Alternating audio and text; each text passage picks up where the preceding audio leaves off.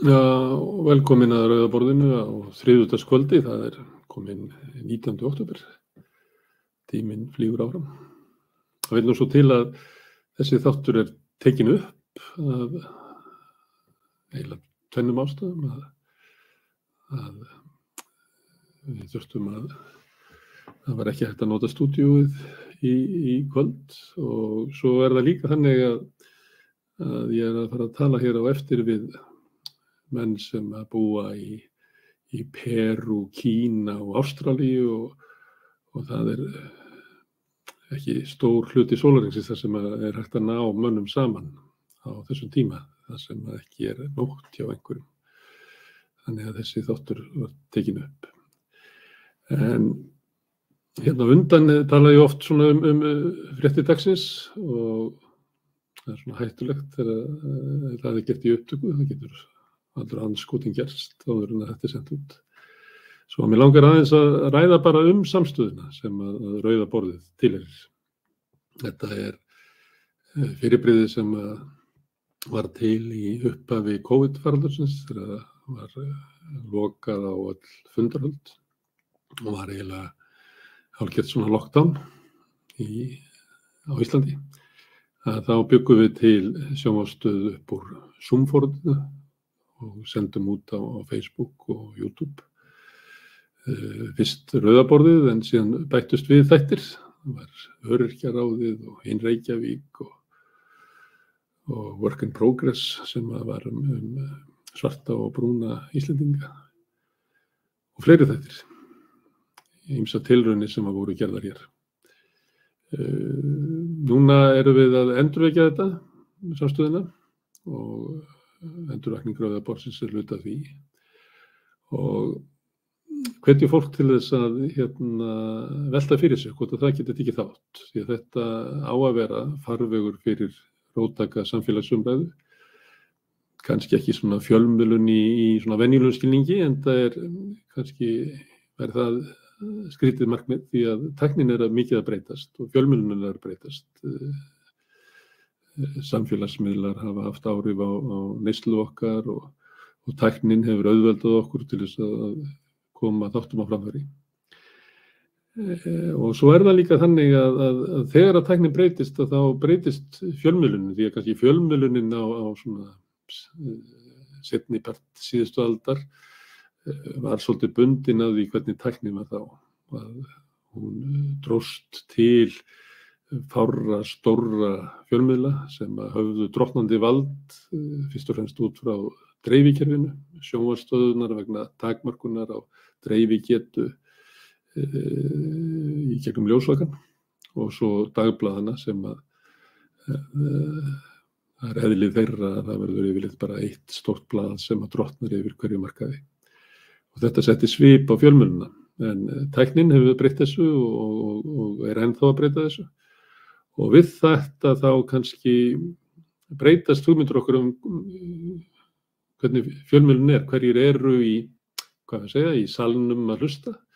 Það er svolítið munur á því að vera að búa til svona lítið þátt eins og hér er, þar sem að þeir sem á og hafa finnan, heldur en að vera að búa til þátt sem er ætlað að sameina heilu þjóðirnar, þar sem að 3 ára barn og 95 ára gamalmenni að geta setið saman í sófanum og haft svona sæmilega gaman af. En svo er það líka þannig að þessi miðill sem við erum í núna, internetið, og sem er bæði í texta og hljóð og mynd, er að hluta til svona það sem áður var inn í fundarsal. Þetta er svona félagsrými sem að við notum til þess að byggja upp sósíalistaflokkinn, en líka leigjendasamtök og alls konar félög, og ná saman fólki. Það sem kannski áður var bara gert í salnum Iðnó er núna gert í internetinu. Þannig að það sem hér fer fram er svona eitthvað sem er á mörkum þess að vera fjölmiðlun, en gæti líka allt eins verið fundur, og eins og þeir kannski sem hafi fylgst með Rauða borðinu vitið að sumt af því sem hér er svona eiginlega bara fundur sem er settur í gang hérna við Rauða borðið.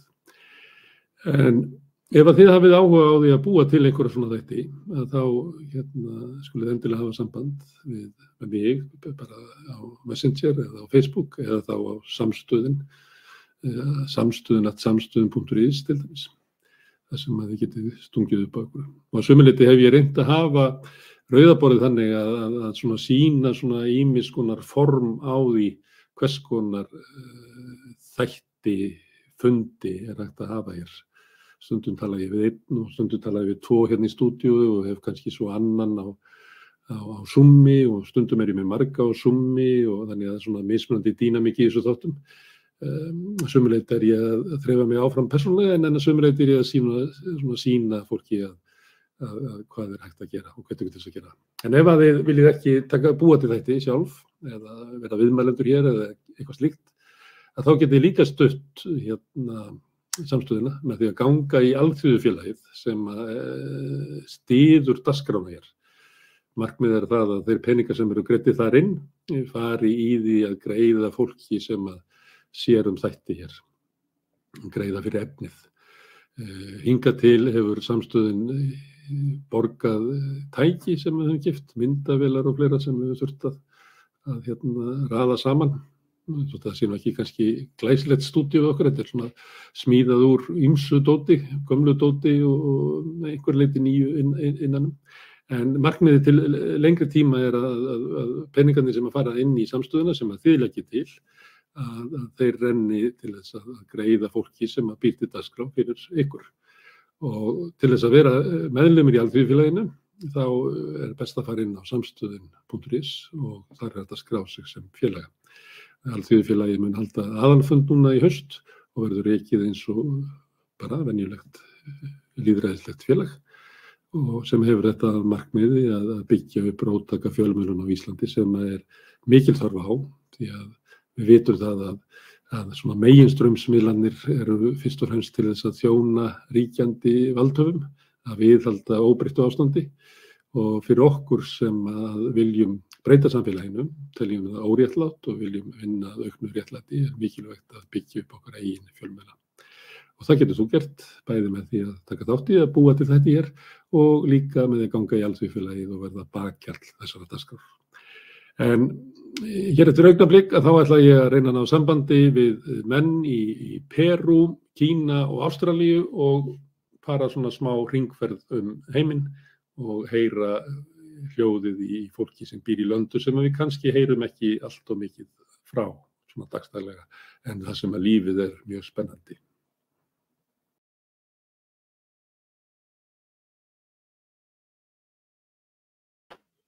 Jæja, þá ætlum við að fara í svona smá hringferð í kringum hnöttinn og okkur til aðstoðar eru hér 3 mætir menn sem búa á ólíkum deildum jarðar.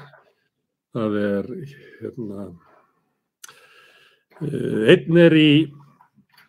einn skal ég segja í Lima í Perú, Valdimar. Annar í Kína, í Shanghai, kallaður Biggi Stefánsson, heitir Birgir, en við skulum kalla hann Bigga vegna þess að kynmera geta ekki borið fram Birgir. Og svo Páll Þórðarsson sem ég held að sé nú kallaður Palli líka í Ástralíu.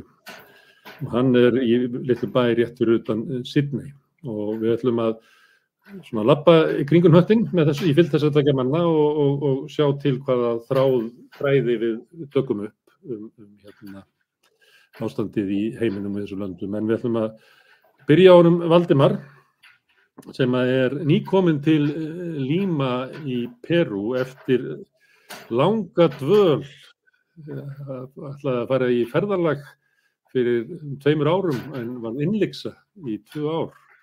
Og bara eiginlega nýsloppin út úr hálfgerðu fangelsi, Valdimar? Já, það má segja það. Þetta tók allt mjög óvænta stefnu. Já. Það var ekki svo að maður væri ekki komnar fréttir af COVID þegar ég fer.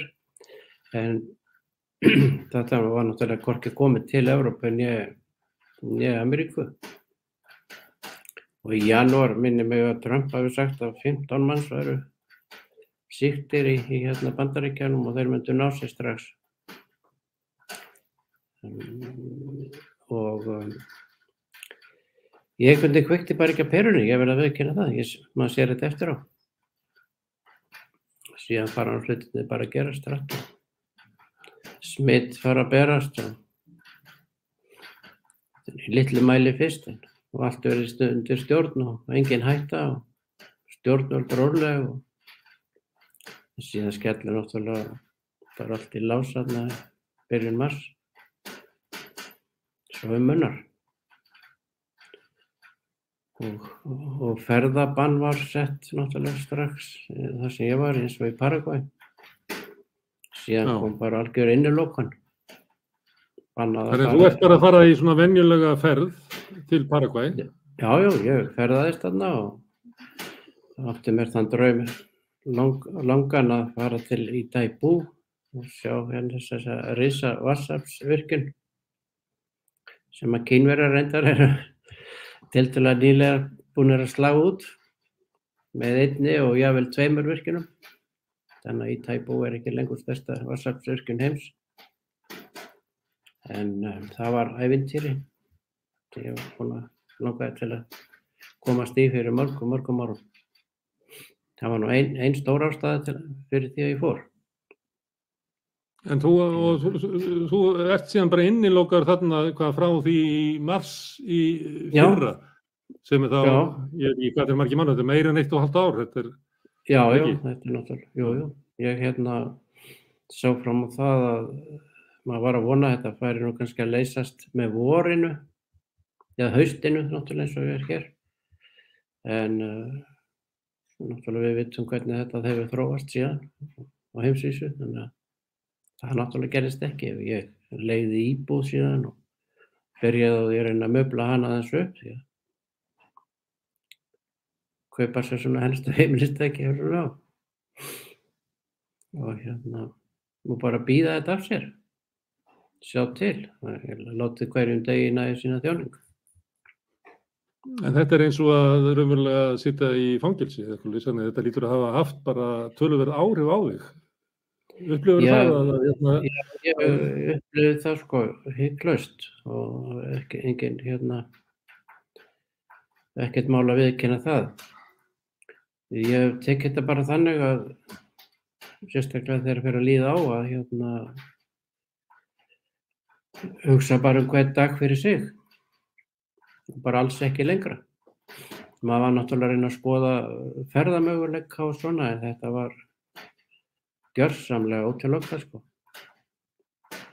Alveg sama hvernig ég hefði viljað ferðast. Ég hefði aldrei komist til Evrópu einu sinni og hvað þá innan Evrópu. Þannig að maður hefði þurfti ekki taka kannski innan 4-5 mismunandi flug og það segir sér sjálft að maður hefði aldrei komist á leiðarenda með þeim millilendingum. Félögin hefði verið farin á hausinn eða flugi aflýst eða reglum breytt eða það var bara ekkert.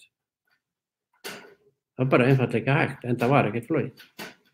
Það getur lýst í fyrir okkur sem höfum ekki lent í þessu, hvaða áhrif þetta hefur á fólk. Verður svona, hverfur einbeitingin, hefur þetta svona áhrif á svona sjálfsmyndina og svona vitundina eða hvað? Já, þegar að líða til, já, ég skil hvað átt við. Það er ég lýsi náttúrulega eigin reynslu og þeim sem voru í kringum mig. Fólk sem var í vinnu, það var sent heim, það náttúrulega var eitt. Og því fylgdi launaleysi, náttúrulega hjá stóru hluta fólks. Ríkisstarfsmenn reyndar hafa fengið greiðslur. En það er náttúrulega fólk náttúrulega mjög samþjappað í húsnæði og þetta svona þrengir að fólki og eins þetta að mega ekki fara út. Það voru margir mánuðir þar sem að einn fjölskyldumeðlimur mátti fara til dæmis á versla og þá mátti ekki fara á bílum, þannig að það var eingöngu að ferðast með leigubílum. Og þá einn bara fjölskyldumeðlimur, hann fór á verslaði, mátti fara í apótek og í stórmarkað. Og ef hann var óheppinn þá var hann sóttur í sjúkrabíl og fluttur á sjúkrahús. Þannig að þetta voru einu ferðirnar og fólk ráðlagt að vera bara ekkert út á götum einu sinni, sko. En hversu alvarleg var farsóttin? Voru margir sem að dóu, margir veikir, hrundi heilbrigðiskerfið? Já, það hrundi. Og það hefur hrunið í þessum ríkjum flestum, sko. Það er afstætt hvað við viljum kalla hrun, en ég held að það hljóti að mega teljast hrun þegar sjúkrahús og hjálparstofnanir geta ekki tekið við veiku fólki og því vísað frá, sko. Og þá er það hrunið, sko. Annað sem að kom upp náttúrulega fljótlega var skortur á súrefni og það var stórmál í Paragvæ til dæmis, það var það ekki einn í Perú líka, Brasilíu, meiri háttar vandamál. Og Kínverjar, þeir komu nú, það voru betri en engir í því, sendu til dæmis súrefnisvélar sem framleiða bara súrefni. Það er náttúrulega miklu betri lausn en að vera með þetta á kútum sem að tæmast og síðan ekki hægt að fylla nema eftir langa bið. Þannig að kostnaður, það er nú eitt sem að má ekki gleyma í einkareknu heilbrigðiskerfi sem að ráðandi í álfunni. Það er tvöfalt kerfi reyndar. Annað er fjársvelt og lamað, það er hið opinbera. Hinn er borga sig áfram, en fyrir gríðarlega fjárhæðir og þær eru ótrúlegar. Fólk varð að selja og afna sér alveg umörpa til þess að bjarga ástöðunum bara í súrefniskaup og lífekaup og meðferð. Þannig að kórónufaraldurinn hann hefur haft mikil áhrif í Suður-Ameríku og mun líklega halda áfram að hafa mikil áhrif bara pólitískt og hugmyndir fólks uppbyggingu samfélagsins. Og þetta er alls ekki búið hér, sko. Þetta er alls ekki gengið garð. Það er hafa gengið hér yfir tvær bylgjur, þær eru ekki fleiri, en þær eru mjög langar. Og núna eins og í Paragvæ og sem ég minnist náttúrulega þá er sem sagt bylgja 2, hún er eiginlega alveg gengið niður. Menn telja 1, 2, 3 látna á dag í dag. Fyrir 3 mánuði voru þetta yfir 150 til 160 manns á dag sem létust og það var með því mesta, sko, síðan að faraldurinn byrjaði. En það náttúrulega núna að fjölga aftur þessu deltaafbrigði og nú er það bara spurning hvað gerist. En það sem núna í Perú, hvernig er ástandið í Perú? Það er slæmt, en það er náttúrulega mun betra en það var þegar það var verst. Það var náttúrulega skelfingar ástand hér, sko. Sama hvernig á að litið. Ég held að talandi tölur, allir séu ekki kringum 180.000 mann sem hafa látist hér, sko. Af 30-35 milljónum, það veit náttúrulega ekki hvað búa hérna margir. Nákvæmlega.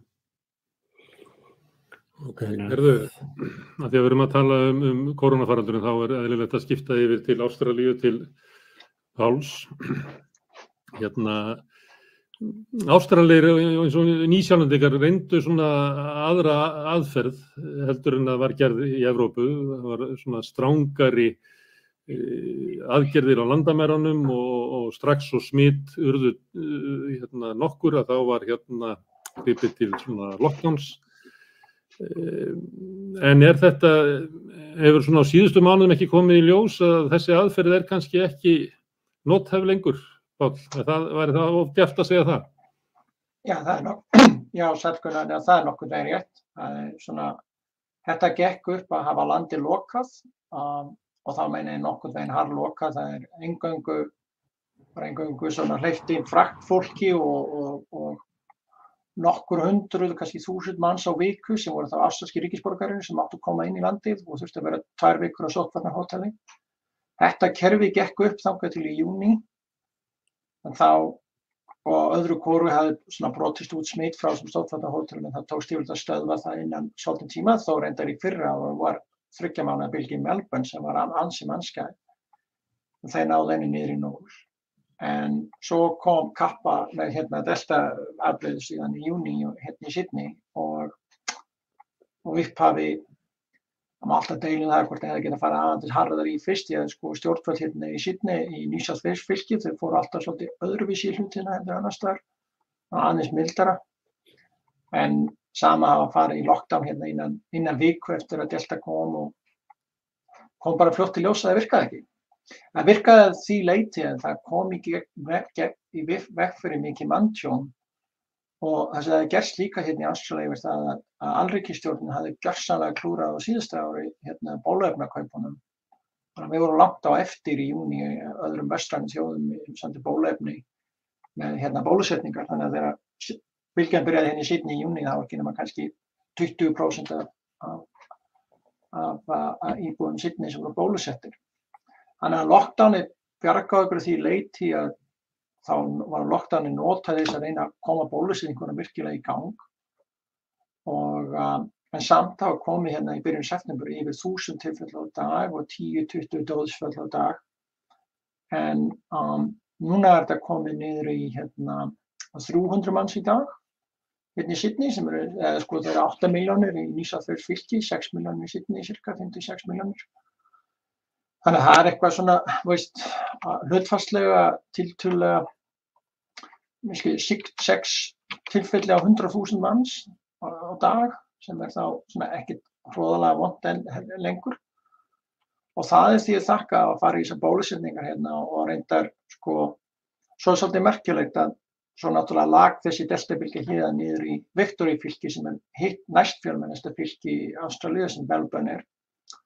Og þar hefði alltaf verið tekið harðar á hlutunum og þeir fóru umsvifalaust í lockdown. En þeim hefur bara gengið verr við deltabylgjuna heldur en hér í New South Wales. Og ég kenni því að þó að þessi verkamannastjórn þar, en það er hægri stjórn þá fóru þeir rangt í bólusetningar aðferðirnar í Melbourne. Og það var svo ótrúlega með hljóma, það var hægri stjórn sem fóru rétt í það.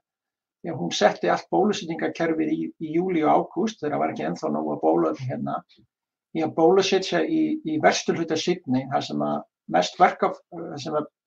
mest meira annarkvort innflytjendur eða verkafólk. Og það var einmitt það fólk sem var miklu meira COVID því að það fólk getur ekki unnið heima hjá sér í þægilegum stól eins og ég get. Það var að fara í vinnuna og sjá til þess að við getum það var einhverja vörur í stórmarkaðum og þess háttar. Og þar aukið er kannski 20-30% fólki sem býr í þessum hverfum Sydney, í vestur Sydney, talar varla ensku. Þetta eru innflytjendur sem og sundaði kemur frá heimshornum þar sem það verið í stríð og treystir ekkert yfirvöldum allt og vel. En það tókst með gífurlegri samtaki og með að tala við svona, community groups í þessum hverfum að koma bólusetningunum í þessu hverfum úr því sem voru einna verst í Ástralíu áður en að deltabylgjan byrjaði og í það að núna eru yfir 90% í flestum þessum hverfum bólusett. Og New South Wales náði því í dag að 80% fullorðinna eru bólusettir. Melbourne er svona 1-2 vikur eftir okkur. Eru ennþá samgöngutakmarkanir og annað slíkt í gangi? Já, svo það sem gerst líka að hinn fylkin í Ástralíu hafa gjörsamlega sett stálvegg í kringum okkur og vilja ekki sjá okkur. Það er eitt af furðulegasta sem gerst hefur í öllu í Ástralíu síðustu 18 mánuði og byrjaði reyndar upp við COVID. Maður tók eiginlega ekkert eftir því Ástralíu er sambandsríki. Ekkert ósvipað Bandaríkjunum að sumu leyti. En maður tók eiginlega ekkert eftir því og það maður vissi aldrei hver var í til dæmis forsætisráðherra í hinum fylkjunum. en líka út af því að sumu leyti að forsætisráðherrann okkar, þessi alríkisins, auli, svo vægt sér til orða tekið. Og fylkisstjórarnir tóku bara völdin af honum, eiginlega upphafi COVID. En þeir hafa líka stjórnað Ástralíu eiginlega síðan, en ekkert alltaf sammála og eru núna, öll hinn fylkin eru ennþá COVID-free. Litlu fylkin að segja í sambandi við mannsfjölda. En þau eru á eftir okkur New South Wales og Victoria sem eru fjölmennustu fylkin í sambandi bólusetningar. En alríkisstjórnir eru ennþá með landi lokað. Hins vegar urðu líka svolítið valdaskipti hér í Sydney fyrir 2 vikum. Forsætisráðherrann okkar úr Franslu, Gladys Berejiklian, hún varð að segja af sér og Dominic Perrottet sem hennar flokki tók við. Hann svolítið svona aggressívar en hún var og hann lýsti því, klikkuð hann stjórnmál henni, hann lýsti því yfir í fyrradag að New South Wales og Sydney myndu opna ekki bara fyrir Ástralíu til að fljúga inn til Sydney 1. nóvember, heldur fyrir alla. 4 klukkutímum seinna fór forsætisráðherra Ástralíu í sjónvarpið og sagði, já, nei, þú getur ekki sagt það, en þú máttir enda hleypa Ástralíum aftur inn til Sydney óhindrað frá 1. nóvember. Þetta alveg ótrúlegt, sko, það svona hálfgerð stjórnlagakreppa líka henni í gangi. Þannig að COVID ennþá í gangi í Ástralíu og ennþá óljós svona hvaða áhrif þetta tímabil mun hafa á stjórnmálin og samfélagið. Já, eða sko, hefur náttúrulega, eins og segið, það aðalega það að þegar við komum út úr þessu COVID, þá verði dálítið mikið naflaskoðun í gangi með þetta sambandsríki sem Ástralía hvernig EU að reka það í framtíðinni. Það var allir búin að gleyma því að þetta var sett saman sem sambandsríki 1901 úr 6 nýlendum sem voru þá á valdi Breta og þannig að þetta svona fyndið. Stjórnarskrá Ástralíu gerir ráð fyrir því að Nýja-Sjáland gæti líka verið í Ástralíu af því að þá var hún líka breskt nýlenda. Og Vestur Ástralíu reyndar ætluðu ekki að vera með í upphafi og 1934 þá sögðu þeir nánast út úr samveldinu, ástralska samveldinu. Og Vestur Ástralíu hefur reyndar verið mest aggressífst 18 mánuði með það að einangra sig frá restina af Ástralíu. Og eru nánast komnir aftur í þennan, þú veist, kýra að eigum við bara að fara út úr samveldinu. Ég held að ég fari nú ekki samt, en það mun taka dálítið langa tíma að græða öll þessi sár sem á orðinni því að líka verið dálítið mikið svona ríg, þetta svona eins og hrepparígur nánast á milli fylkjanna gegnum COVID. Og þess að svo bæðir ekki úr að hann bara auli greið sem hann forsætisráðherra, hann ræður ekkert við það neitt heldur. Hvort sem að fylkisstjórinn hans flokki eða ekki, það skiptir engu máli, sko. Þannig að eins og fylkisstjórinn hérna í New South Wales eru sama flokki og forsætisráðherrann. En samt fóru þeir í háaðar rifrildi það í gær, hvort það væri búið að opna upp New South Wales fyrir alheiminum eða bara fyrir Ástralíu. En ég held sko að hann áða nú greið gott, hann áða inni kannski að hann á líklega rétt við þess að jólin verða hlutinni kannski farin að komast í eðlilegt horf. Í að minnsta hérna í þessum Victoria og New South Wales stóru fylkin hérna sem eru búin að fara í gegnum þessa deltabylgju og eru komin með bólusetningar upp í 80%. Kannski verða hinn fylkin og einhver tíman verða þau að fá að hleypa COVID inn. Það svona rétt eins og maður sé líka hérna á Nýja-Sjálandi. Þeir eru búin að gefast upp. Þeir eru hætti við þessa nótstefnu. Og þeir eru líka búin að vera loksins koma sínum bólusetningum í lag á síðustu vikum. En sama gerist þessum smærri fylkjum í Ástralíu. Þau verða einhver tíma að hleypa COVID inn og reyna svo að lifa við þetta einhvern veginn. Ok, þá farum við til Shanghai, Biggi. Er COVID, er það eitthvað mál í Kína? Já, góðan daginn og takk fyrir að bjóða mér í þáttinn hjá þér. COVID er mikið mál í Kína en Kínverjar hafa náð tökum á veirunni með því að vera að stjórna landamærum rosalega stíft. Það hefur svo sem ekki verið neitt COVID hérna í Kína síðan probably í maí á síðasta ári. Það kemst enginn inn í landin með þess að fara í 2 vikna sóttkví og það er ótrúlega stíft eftirlit á landamærum, en í staðinn fyrir að fórna þeim gæðum að geta verið ferðast milli landa, þá hefur fólk fengið að njóta frelsi sem á götum úti, þannig að fólk getur krakkar fara í skóla, lífið bara með eðlilegum hætti og ég tel að þetta geti haft líka góð áhrif á efnahag Kína til langs tíma vegna þess að landið hefur náttúrulega þróast yfir að vera neysluhagkerfi núna í stað þess að það voru kannski 150 milljón Kínverjar að ferðast erlendis og þar voru það að eyða stóru hluta af sínu tekjum á þessu ferðalögum en núna eru það að eyða þessu peningum heima hjá sér og COVID náttúrulega stór hluti, sem dæmi það kom upp COVID-smitt í borg sem heitir Qingdao og það voru teknar 8 milljón manns á 3 dögum sem voru allir testaðir.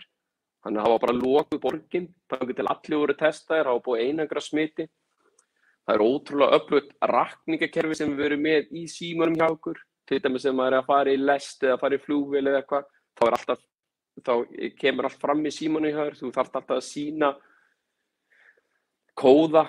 Og ef þú ert ekki með grænan kóða þá mátt ekki ferðast og þú veist þetta eru svona ýmis svona lítil óþægindi sem eru enn að skapast af þessu En til að fá grænan kóða þarftu þá að vera búinn að fá bólusetningu til þess að fá grænan kóðan svipað og græni passin til dæmis á Ítalíu það þannig að þú farið ekki að sittast á veitingastað nema að vera með græna passa sem þýðir það að þú hefur fengið bólusetningu Hvað græni kóðinn? Nei, Kína hefur ekki farið þá leið að refsa þeim sem eru ekki bólusettir.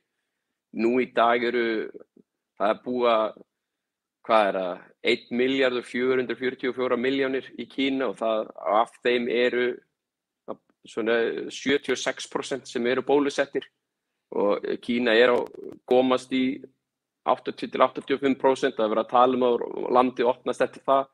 En til þess að fá hennar græna kóða, þá þýðir það að þú hefur ekki verið á neinu svæði sem að koma upp smit. Þá bara tekið radíus á vissu svæði að kemur upp smit, þá getur þú fengið rauðan kóða og þá þarftu bara að fara í test. En testin eru náttúrulega algjör snill. Þú ferð bara í testina á spítala og svo ferð bara, og það tekur 10 mínútur þangað til þú kemur þangað til þú ert farin og þá færðu bara skilaboð í símann hjá þér að sé allt í lagi og þú fær bara skýrsluna bara sendið í símann og þú getur notað það þegar þú ert að ferðast ef að séu einhverjar takmarkanir á ferðum til vissra borg og þú stundu þarf maður að taka svona COVID-test áður maður fyrir ferðalög.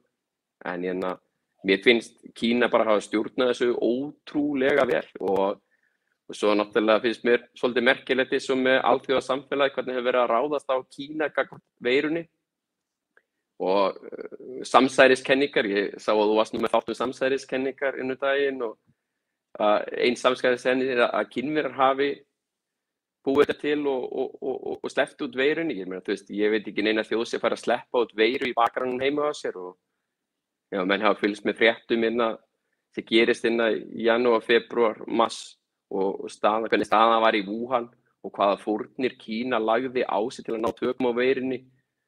Það finnst mér að vera svona nokkuð langsótt. Mér finnst bara ótrúlega flott að sjá samstöðu almennings, stjórnvalda og fyrirtækja hvernig menn hafa náð að ná tökum á veirunni. Þetta ekkert kannski ólíkt því sem á Íslandi. Mér finnst að menn hafa sameinast í þessu á Íslandi til að berjast gegn veirunni og treyst sóttvarnar yfirvöldu fyrir þessu. Það svona sama og bara hérna. Það eins og þú lýsir aðgerðunum í Kína, þá eru það eiginlega eins og Ástralir reyndu, en munur þá bara að Kínverjum hefur tekist að hafa loku landamæri og til þess að vernda sem eðlilegasta líf innan landamæranna, sem að Ástralum eiginlega tókst ekki eða mistu tökin á mitt sumar og Nýsjálandi hafa gefist upp á. Hver munurinn? Af hverju gengur þetta í Kína en ekki í þessu löndum? Kannt þú að lesa úr því, Biggi? Ég myndi telja að skýringi væri svo að Ástralin eru bara óþekkir. það bara, þú veist, það eru náttúrulega, ég verið að fylgjast með fréttur frá Melbourne, þar sem eru uppreisnir og það eru mótmæli og það fólk sem ekki að virða lög. Hérna virði fólk bara lög og það virði reglur og þá gengur þetta bara vel. Ég meina, það er bara, ég held að það sé svona lykilatriði í þessu. Við erum bara samstiga í þessu. Ég meina, ég bý í Shanghai, það sem eru 25 milljónir manns, það er engin grímuskylda hérna. En ef það sé að koma upp einhver smit einhvers staðar og þá bara sagt þegar það grímuskylda, þá bara setja allir upp grímur. Þetta er bara einfalt. Ég meina, við erum alltaf að tala frelsi á Vesturlöndum. Ég meina, en sko það eru myndavélar hverju einasta götuhorni inn í Kína. Hverju einasta götuhorni. En þú veist, það sumir Vesturlandabúar sem myndi talja að þetta ekki frelsi. En þetta er það mikið frelsi. Ég treysti barninu mínu til að fara eitt út á götu og fara eitt í búð og fara að versla og ég læt barnið mitt fara eitt í leigubíl vegna þess að það eru myndavélar í leigubílunum líka. Og þetta er frelsi fyrir mig. Þetta er svona að geta bara stundað eðlilegt líf og það eru glæpir og algjöru lágmarki hérna og bara lífið er gott hérna. En Palli, hérna, er þetta lærdómurinn að Ástralir voru að reyna að setja á svona stífar aðgerðir sem er ekki hægt nema og sért með svona hálfgert alræðisríki ef ég má svona tala gegn því sem Biggi verið að segja frelsið í Kína að það sé ekki hægt að vera með svona aðgerðir í samfélagi eins og Ástralía og Nýja-Sjálandi. Já, það sé ekki alveg svona svart og hvítt og eins og segi, byrjum á því að þetta tókst hérna í 18 mánuði og það voru þó nokkuð mörg útbrot eins og ég segi, það sem var breytt mjög hörðum reglum og það tókst og það merkilega við delta útbrotin hérna að þetta tókst ekki hérna í Sydney sem var líka í skipti númer 2 sem að delta breyst út hérna. Delta hafði brotist út einu sinni líka í Melbourne og á einhverjum ástæðum hefur það brotist líka út 3 eða 4 sinnum í Brisbane en þeim tókst í öll skiptinu að stoppa það. En ég horfi nú ekki á það að munurinn hérna í Sydney og til dæmis í Brisbane hafi verið það að þeir hafi fylgt eitthvað harðar eftir þvert á móti reyndar ef eitthvað heldur hengt og beint svolítið heppni eða óheppni. Og óheppni hérna til dæmis gerðist var það að þegar fyrsta tilfelli fannst þetta var hérna tengdist leigubílstjóra sem var að keyra með fraktflug því að það er ennþá fraktflug í gangi en hann hafði brotið reglur að því leyti að hann hafði ekki drullast til að fara í bólusetningu og hann átti að fara í það. Og jú, ég má segja það kannski í alræðisríki að þá hefði fólk gert það. En það var bara skipunum að fara í hana reyndar sko. En að því allir þessi voru í svona fraktvesinni áttu að vera bólusettir. Jæja, en hann smitaðist og það var innan 24 klukkutíma eftir að hann fannst sem að stelpa sem hafði hérna smitast á honum og var ekki enda búið að finna. Hún fór í partí með 30 manns. Og það tókst aldrei að ná utan þann hóp. Þannig var þetta búið. Að þetta delta svo miklu smitgjarnari og heldur en að hinna afbrigðin og eins og segja þannig að þetta ekki, en þetta væri það betra ef það væri algjört hérna. Kunningi minn góður kunningi minn á Íslandi, hann segi ég búi í fasistaríki hérna, þið voru búin að vera með lokal land í 18 mánuði. Og svona til að ræra hans upp í honum, Gunnar, þá get ég sagt að við erum líka með græna passagangi dæmi í gangi hérna í Sydney núna. Þessi að Sydney fór út úr lockdown síðasta mánudag þegar við komumst í 70% bólusetningu og núna getum að fara á veitingastað aftur, en einungis ef við bólusettum. Þeir sem eru óbólusettir eru í raun og veru ennþá í lockdown. Og þannig er tekið á því hérna. Þannig að við erum ennþá svo ég noti orð kunningja minns í fasistaríki hérna og eins og segi það er ekki búið að opna landamæri en það var standið til að opna það. Herðu Biggi, ég ætla hérna að spyrja annað sem að gæti brotist út frá Kína, ekki bara COVID sem að heimsbyggðin er að glíma við ennþá. Heldur verið að tala að svona, það hrikti í fasteignamarkaðnum í Kína sem að ógnarstór. Það er nú verið bent á það að við kannist öll við samanburðin á því að Kínverjar hafi notað meira sement bara á síðustu árum heldur en að Bandaríkin allra síðustu öld og annað slíkt. Og stærðin á fasteignamarkaðnum alveg ógnar mikið, bara sem hlutfall af landsframleiðslu stærri í Kína heldur en kannski var það þannig á tímabili þegar Spánverjar voru að byggja þarna kringum alla Miðjarðarhafsströndina og eru ennþá súpaseiðið af því, kannski það svona svipaðar stærðargráður. En nú hriktir í þessu og rætt það í Kína að það sé svona brestir í efnahagskerfinu, að það gæti orðið þannig að Evergrande verði svona eins og Lehman bræður, að þau falli á kínverska hagkerfið og muni leiða til svona dominoeffekts, þannig að Kínverjar séu að horfa fram á ekki þennan bara mikla vöxt sem hefur verið undanfarna áratugi, heldur jafnvel eitthvað samdrátt. Já, takk fyrir spurninguna. Ég tel ekki að þetta eigi eftir að hafa eitthvað gríðarlega áhrif í Kína. Stjórnvöld eru á hliðarlínunni og þannig bara þannig í Kína. Stjórnvöld eru í business líka og stjórnvöld eru stærsti seljendur á landi í Kína og þetta eins og bentir á, þetta stórt hlutfall af þjóðarframleiðslu Kína, það sala á landi og fasteignamarkaður. Ég bara gefið sér dæmi í Shanghai þar sem ég íbúafjöldin hérna er örugglega búin að hækka 50% síðan ég flyttinga og hverfi sem ég bý hérna í núna, ég bý hérna við hliðina á alþjóðlegu flugvelli sem heitir Hongqiao.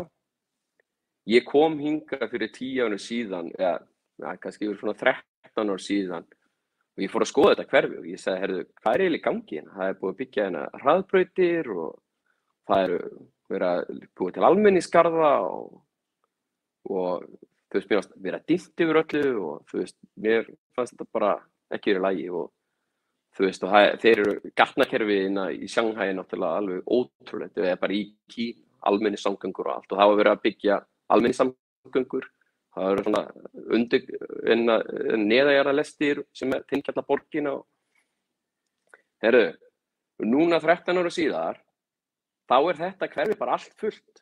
Það allt fullt af byggingum og það allt fullt af fólki hérna. Og ég búinn að sjá þetta svo oft hérna að það verið að byggja upp ný hverfi, þá bara allt byggt upp. Það bara byggt upp skóli, það byggt upp hjúkrunarheimili eða sjúkrahús og það allir þessir innviðir sem þarf til að gera flott kerfi, það bara gert. Og svo bara þetta í tómt smá tíma, svo allt í einu bara selst þetta. Og það má benda á það í Shanghai, borginni sem ég í, að 92% af fólki sem býr í eigin húsnæði í Shanghai. Í samanburði þá eru 74% Íslendingar sem búa í eigin húsnæði. Þannig að það bara mjög ríkt í Kínverjum að eiga sitt eigið húsnæði og auðvitað fór þetta fyrirtæki of gist af stað, þetta Evergrande, og þeir eru mjög skuldsettir, þeir eru líka gríðarlega mikið af eignum. Það má náttúrulega líka segja að kannski að COVID hafi náttúrulega líka komið inn í þetta vegna þess að fólk fór minna út á veitingastæði, var að vinna meira heima, þannig að þeir eru náttúrulega mikið að skrifstofuhúsnæði og byggingum, þannig að það hefur haft einhver áhrif á COVID-tímabilinu, þannig að ég ekki að fara að sjá hrun í Kína, ég meina, ég skoða bara skuldir Kína af þjóðarframleiðslu, það á 54% og það ennþá frekar lágt miðað við samanburðarþjóðir. Ég meina, ég man ekki hvað Japan ég meina, það 200-300%. Ég meina, nei, ég ekki að fara að sjá, ég ætla bara að segja það að ég búinn að vera inn í tæp 17 ár og það búið að vera að segja við mig að Kína sé að fara að hrynja, þú veist, hverju einasta ári og margoft og þú veist, það ekki ennþá hrunið. Og meðal Shanghai búa hérna á heimili Shanghai, það 1,5 milljónir bandaríkjadollara per fjölskyldu. Það Kínverjar eru ótrúlega góðir með pening að fara, heimilin eru sparsum og það nurgar allir saman og það mikil samstæða hjá fólki hérna. Ég get ekki séð þetta með þessum. Þó svo að þú skoðar miðla og vesturlöndum, ég meina þá þetta, þú bara lest bara neikvæðar fréttir Kína. Það nákvæmlega sami sem með COVID, þetta voru bara neikvæðar fréttir Kína. Það bara þannig, takk fyrir. Já, það var þarna þegar að eftir hrun 2008 að þá hófu kínversk stjórnvöld gríðarlega innviða uppbyggingu og byggðu upp þessa heilu borgir og ég veit að mörg okkar sáu svona einmitt fréttaskýringar frá Vesturlöndum þessar borgir sem var svipað og þú varst að lýsa hverfinu sem að þú bjóst í það sem voru svona tóm og voru svona spekulasjónir að þetta væri raunverulega ekki íbúðir sem að fólk væri að kaupa til þess að búa í heldur svona til þess að geyma ævisparnaðinn sinn þannig að fasteignamarkaðurinn væri raunverulega kannski svo íslenska kauphöllin þess að héldi bara áfram að hækka út af sko vilja fólks til þess að fjárfesta í honum en þú ert að segja að þetta sé ekki þannig þetta sé þetta þannig að innan tíðar að þá flytji fólk inn í þessi hverfi og þessar borgir sem voru byggðar þarna og voru talað í þessum heimildarmyndaþáttum og fréttaskýringaþáttum sem svona draugaborgir að þær séu raunverulega drifkrafturinn sem að veldur því að Kína haldi áfram að vaxa. Ég get náttúrulega, eins og sko Kína gríðarlega stórt land og ég engin sérfræðingur á fasteignamarkaði í Kína, ég að selja fisk í Shanghai en ég að lýsa minni upplifun í Shanghai þar sem að ég hef séð heilu hverfin þar sem á við gríðarlegt landflæmi þar sem að enginn býr í og ég hef séð verslunarmiðstöð byggðar og það engin viðskiptavinir og svo bara allt inn bara byrja að koma og svo bara businessin þetta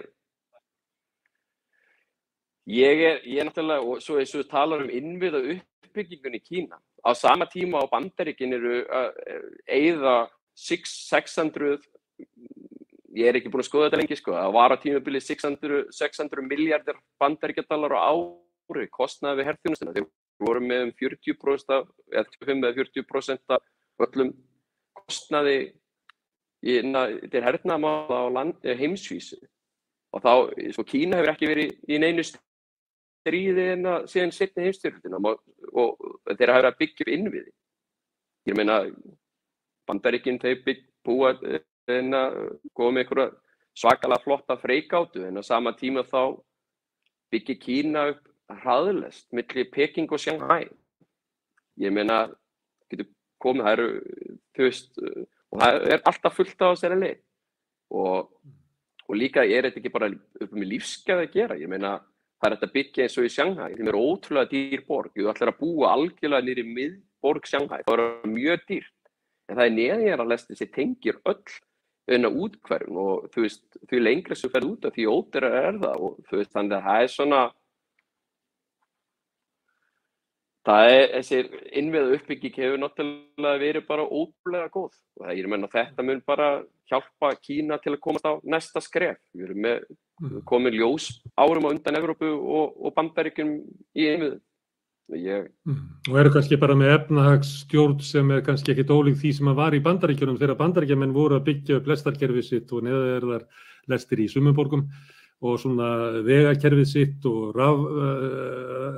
rafvæðingu landsins eftir svona New Deal að raunverulega efnahagsstefna Kínverja bara í líkingu við það svona nation building það sem verið að byggja upp samfélag sem að stefnt að því að búa í svo til framtíðar sem að hefur kannski í Bandaríkjunum svona síðustu 30, 40, 50 árin raunverulega verið dregið úr allri innviða uppbyggingu. En að því að við erum að tala innviða uppbyggingu í Kína, þá ofta, já, fyrir ekki? Nei, þú klárar. Já, ég ætlaði nefnilega að skipta yfir til Suður-Ameríku varðandi innviða uppbyggingu í Kína. Að þú ert að tala svona hvernig fjallað Kína erlendis og á Vesturlöndum að þá oft talað svona hættuna við Kína sé að sölsa undir sig stór svæði í Afríku og víðar. Kína það atriði í Suður-Ameríku, Valdimar? Kínversk ógn í Suður-Ameríku?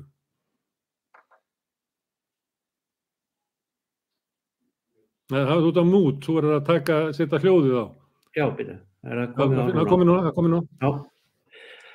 Það náttúrulega minnst 2 hliðar á því og minnst 2 skoðanir á því líka. En mér langar til að bæta við aðeins Það sem Viggi var að segja sko, og þau voru að tala þessar svokölluðu draugaborgir í Kína. Ég engin Kína sérfræðingur, ég hef náttúrulega fylgst með þessu frá gamalli tíð. En það náttúrulega vert að bæta við að það pólitísk stefna hreinlega að byggja upp náttúrulega innviði og þar með húsnæði. Því það er nánast ófrávíkjanleg regla í veröldinni að fólk flytur úr sveitum í þéttbýli. Og þá það pólitísk stefna að stýra því.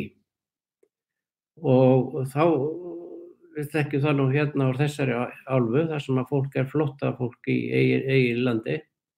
eigin löndum, flýr sveitirnar og í borgirnar, þar sem ekkert bíður þess annað en pappakassar og ömurleg lífsskilyrði. Kínverjar taka þetta alveg þveröfugt. Þeir byrja á því að byggja upp draugaborgirnar sínar og þá eru þær til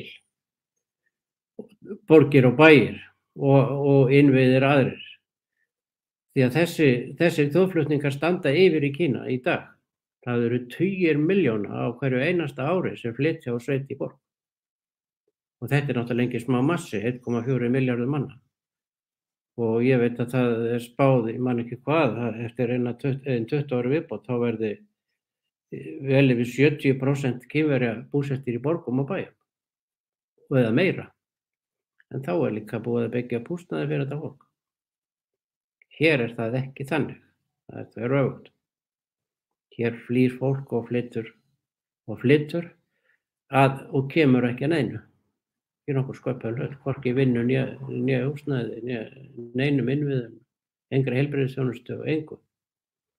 Það eru slíkar svona reisisbyggðir eiginlega í kringum allar borgir í Suður-Ameríku, þar sem fólk býr eiginlega í einhverjum reisum búnu til úr bárujárni eða einhverjum pappakössum og það sem eru raunverulega engir innviðir, ekkert heilbrigðiskerfi, engin vatnsveita, engin sorphirða, ekki neitt. Nei, það ekkert. Ég gerði mér það til að leik, það var ekkert gaman. Ég tók kort af Lima, loftkort, til að áætla íbúafjölda í þessum hverfum hérna í kringum Lima. Það náttúrulega, og þetta á ekki bara við Lima, við alla álfuna. Að Lima skráð með, það finnur eftir hvert farið, en opinbera tölur segja í kringum 9,5 milljón, 10 milljónir íbúa, menn náttúrulega geta aldrei vita það. En mér reiknast til, samkvæmt mínum fræðum, að það mig alveg heiklust bæta við 3-4 milljónum sem að búa sem sagt óskráðir með ríkisfang. Óformlegt ekki einu sinni með fjölmargir eru óskráðir íbúar í landinu. Fæðist börn, þá ekkert verið að tilkynna það eitt eða neitt og það kemur enginn að spyrja að því. Þannig að þetta bara fólk sem ekki til. Þannig að kannski þriðjungur þeirra sem að búa eða fjórðungur eða þriðjungur þeirra sem búa í Lima búa raunverulega ekki inn í hinu formlega samfélagi. Nei, það er nú kannski fullmikið. Það var á miðöldum bara utan borgarmúranna. Já, það er nú fullmikið sagt að sé nú kannski svo hátt hlutfall en ég myndi alveg heiklust skjóta þetta 15-20% sem svona mjög gróft. Þó að það hafi nú skráningakerfið smá saman en fólksflóttinn heldur áfram utan á landi og fólk kemur að sama aðstöðuleysinu. En þessi hverfi eru svo hagalega lögregla fer ekki þarna inn og það fer enginn þarna inn. En ég var að spyrja gulu hættuna, það þannig eins og talað oft á Vesturlöndum, mikið talað í Afríku, svona að Kínverjar séu að seila sig inn í grunnviðauppbyggingu, leggja vegi, vatnsaflsvirkjanir og annað slíkt til þess að þetta náttúrulega pólitísk stöðu. Já, menn taka pólitíska afstöðu, hægrið mjög varkárt og jafnvel neitar samskiptum við Kína. Perú nú í þeirri frábæru stöðu landfræðilega að geta verið svona orðið hub á góðri íslensku Suður-Ameríku við Kyrrahafið og það verið að byggja upp risahafnir, vöruhafnir hérna. Það náttúrulega höfnin í Callao sem hafnaborg Lima. Það verið að stækka hana stórlega og það verið að byggja aðra höfn þar norðan við, Shanghai. Þetta eru fyrst og fremst hafnir sem að, eins og Shanghai, hún verður hérna fyrst og fremst vöruhöfn fyrir kínversk verslun við Kína. Og síðan eru það járnbrautarlagningar og vegalagningar yfir Andesfjöll eða gegnum Andesfjöll reyndar til Brasilíu og til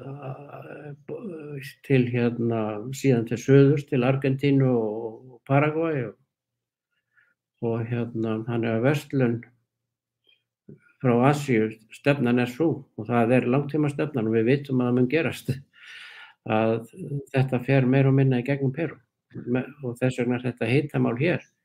Hægri menn eru ekki hrifnir af þessu en ný ríkisstjórn þegar komin í mjög jákvæðar viðræður við hérna stjórnvöld í Kína hérna vaxandi þátttöku í hérna bæði hafnagerð og síðan lagningu lestakerfa og bara aukna verslunar og það mikil verslun hérna á milli og hún bara vex og hérna þetta verður ekkert stöðvað. Svo lengi sem að hérna mannanna verkar og vélræn þá þetta bara það sem að verður. Já, svo vitnið aftur til Afríku að þá var maður varð við það að mörgum fannst að vera sko þægilegra og auðveldara að eiga viðskipti við Kínverja því að því fylgdi raunverulega minni farangur heldur en var þegar fólk var í viðskipti við gömlu nýlenduþjóðirnar sem að líta á Afríku sem svona sitt áhrifasvæði og alltaf að verja eigin hagsmuni og öllum viðskiptum og lánum og öðru slíku fylgir alls konar kvaðir og kröfur og meðan að Kínverjarnir gerðu bara svona viðskiptarlegar kröfur og það var eins og að sumilítið var litið á Kínverjana sem svona leið til þess að byggja upp svona sjálfstæðara samfélag að losna undan svona hefðbundna áhrifasvæði nýlenduveldana. Suður Ameríka hefur náttúrulega, Bandaríkjamenn hafa bara skilgreint það sem sinn bakgarð. Það þá þannig að í Suður Ameríku að sko aukin viðskipti við Kína séu svona, kannski svona skref í áttina við að losna undan því að vera eiginlega skilgreint sem yfirráðasvæði Bandaríkjanna? Ég held að vinstrimenn leynt og ljóst gerir sjálfur grein fyrir því að þetta sé leið undan ofurvaldi Bandaríkjanna. En það náttúrulega álfan klofin og misklofin náttúrulega eftir hvers konar stjórnvöld sitja að völdum í hverju landi fyrir sig. En það eru náttúrulega ýmis samtök hér eins og samtök Ameríkuríkja og það SALIC og það sem sagt Mercosur sem svona vísir að Evrópusambandi. Og þessi samtök skarast og það eru náttúrulega deilur en menn sýnist mér eins og staðan í dag með vinstri stjórnir, skulum kalla það eins og í Argentínu, Bolívíu, Venezuela, Perú núna og svo veitum við ekki hvað gerist í Chile núna í nóvember. Ég ekki bjartsýnn reyndar á að vinstri menn vinni þær forsetakosningar en hver veit. Nú Brasilía náttúrulega innan seilingar því að ekki verður Bolsonaro endurkjörinn. Miklar líkur á því að Lula verði næsti forseti þegar hann ákveður að bjóða sig fram. Að þá erum við náttúrulega með allar stærstu blokkirnar sem að eru þá svona pró-Kína. Og það geti breytt álfunni mikið.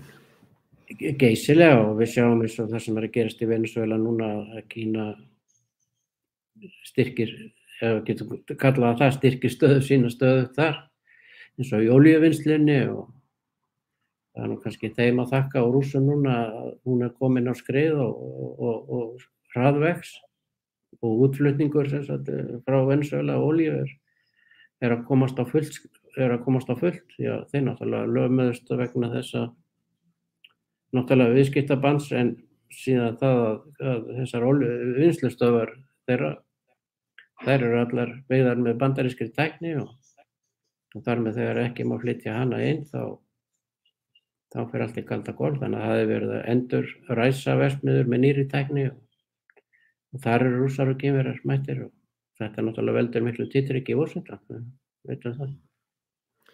Herðu, en í Ástralíu, þar er alltaf svona einhver svona tónn og einhver svona ákveðin svona ótti gagnvart vexti Kína. Já og nei, ég meina, sko, Kína er okkar stærsti viðskiptavinur, bæði inn- og útflutningi og til dæmis í mínum eigingjar, ég er háskólaprófessor, fyrir COVID þá voru 70% meira erlendu stúdentum hérna Kínverjar og raun og veru héldu upp í háskólageirann hérna og háskólageirann hérna voru þriðji stærsti útflutningsgeir í Ástralíu, eingöngu út af kínverskum nemendum. Biggi minntist á fasteignakaupin í Kína, en margir heldur efnaðir Kínverjar, þeir líka passa upp á það að setja svolítið af peningunum sínum annar staðar og hafa fyrst og fremst verið að kaupa upp húsnæði bæði hér í Ástralíu og eins í Vancouver og annars staðar í Kanada, en húsnæðismarkaðurinn hérna hefur alveg verið á fleygiferð í og með út af kínverskri fjárfestingu. Kínverjar eiga meira land í Ástralíu heldur nokkur annað erlend ríki. Það hafa verið að kaupa upp landbúnaðarland hér og þar og alls staðar. Reyndar eru arabarnir ekkert langt á eftir. Þannig að sko við erum nátengt, hvort sem líka það betra að vera Kína, en það sem hefur gerst er að stjórnvöld hérna fannst á síðustu árum að það væri svona meiri aggressívara, hvernig kínversk stjórnvöld voru að reyna að hafa áhrif á ákveðna þætti í áströlskum stjórnmálum. Til dæmis, sem að tekja eins og þessu stúdenta sem dæmi, þá voru farnir að þrengja á í raun og veru málfrelsi, til dæmis kínverska stúdenta sem voru hérna. Það var svona minniháttamál eða svona kannski. Og svo einnig svona ásakanir cybercrimes, árásir frá Kínverjum á ástralsk stjórnvöld. En á móti kemur að Ástralir hafa í auknum mæli verið að svona fylgja Bandaríkjunum eftir. Það hefur ekkert breyst eftir að Trump er farinn og núna eru Ástralir að vera komnir í tvö mismunandi bandalög sem í raun og veru snúast bæði hernaðarlega séð gegn Kína. Annars vegar þetta svokallað Quad bandalag sem á milli Bandaríkjanna, Ástralíu, Japans og Indlands. Og eins og also kannski veit það var ekkert voðalega hlýtt á milli Indverja og Kínverja, lágu stríði þar í fyrra. En svo náttúrulega stóru tíðin sem eru hérna bara fyrir nokkrum mánuðum þegar Ástralir stofnuðu þetta varnarbandalag með Bretum og Bandaríkjunum sem kallast AUKUS og því fylgdi að það var breytt úr þeirri stefnu sem var reyndar gegn Kínverjum líka þessu og eiga að vera hreinskilin. Ástralir ætluðu að byggja með hjálp Frakka 20-30 dísilkafbáta. Það er eina leiðin til þess að Ástralir geti haldið út einhvers konar stríði gegn Kína í einhverju framtíð væri það að vera neðan sjávar. Þetta er svolítið fáránlegt fyrst mér reyndar allt saman að hugsa svona. En í staðinn núna þá hentum við Frökkunum út og ætlum að kaupa bandaríska kjarnorkubáta. Svo að við getum farið einhvern ferilleik við Kína í einhverju framtíðarstríði sem gæti orðið. Þannig svoleiðis andstæði sem sagt núna. Það er svona, við erum ennþá og munum halda áfram og ég held að Kínverjar sjá það líka. Þeir þurfa ástralskum kolum og járni og þess aftur að halda. Og það er gríðarlega sterk viðskiptatengsl milli landana og mikið af Kínverjum sem búa hérna, þannig að ég held nú að þetta fari nú ekki illa á endanum, en það er svona svolítið kalt stríð í gangi eins og er. Biggi, þú ert í Shanghai, er þetta svipað, er þetta miðja heimsins núna? Þessi heims sem er að fæðast og breytast, er þetta svona svipað og þú hefur búið í New York 1920? Upplifir það að Kína sé, það eru allir að taka afstöðu til Kína, upplifa Kínverjar að þeir séu svona að verða miðju heimsins?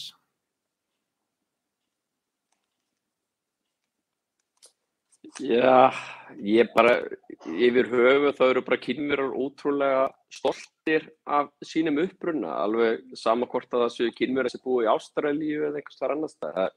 Þeir eru þeir eru ótrúlega stoltir af sínu landi og ég meina uppgang af Kína hefur náttúrulega verið gríðarlegur og ég tek undir að með samskipti við Ástralíu og Kína, það hafa alltaf verið ótrúlega bara nokkuð góð samskipti milli landanna og Kína var til dæmis að flytja inn 96% af öllum humri frá Ástralíu, 35% af nautakjöti, þeir voru stærsti innflytjandi af víni. Ég meina Kína var að flytja inn 35% af öllum útflutningi Ástralíu. Þannig að þetta og sama tíma þá voru ykkur 4% minni mig hvort það hefði verið af innflutningi Kína sem voru að koma frá Ástralíu. Ég er ekki alveg viss um þá tölu, það var mun lægri tala. Og eins og bent á hérna áður sambandi við nemendur í ástralskum háskólum en Kína er heldur ekkert rosalega mikið að þröngva svona sínum skoðurum upp á aðra þjóðir.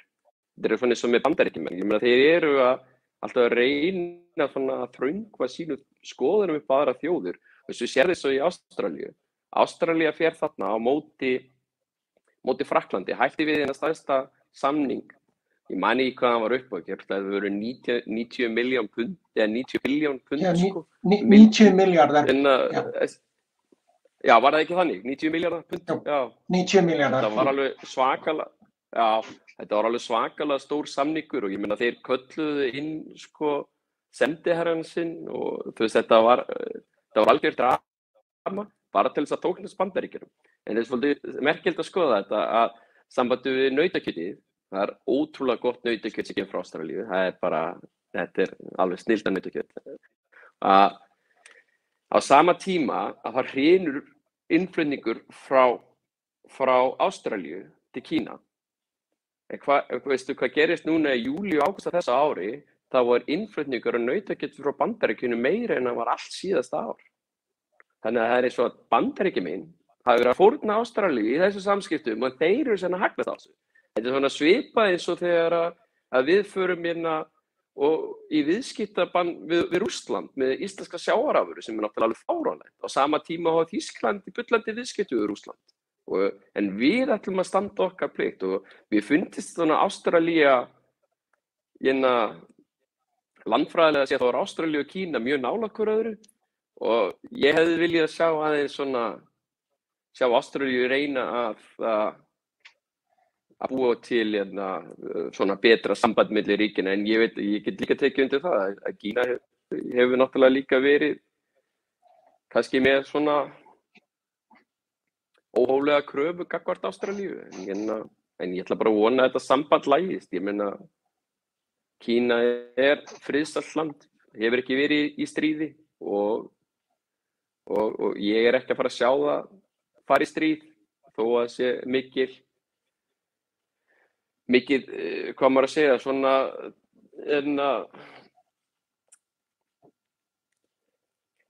það er einhvers konar tension í gangi. Í Suður Kína, já, tension í gangi en ég er ekki að fara að sjá Ástralíu og Kína fara í stríð Ég er ekki að fara að sjá það fyrir mig Ég er sammála því Biggi og ég reynda ég held Þetta eru vinaþjóðir. Já, ég er sammála því Biggi og ég held að þetta sé nú svolítið líka þetta er, eins og segja, minntist á það áður að forsætisráðherrann okkar, hann er nú eiginlega bara dálítill auli og þetta er svolítið kannski líka svona spark hjá honum að reyna að fá athygli á hann að vera að fara í kosningar hérna næsta ári.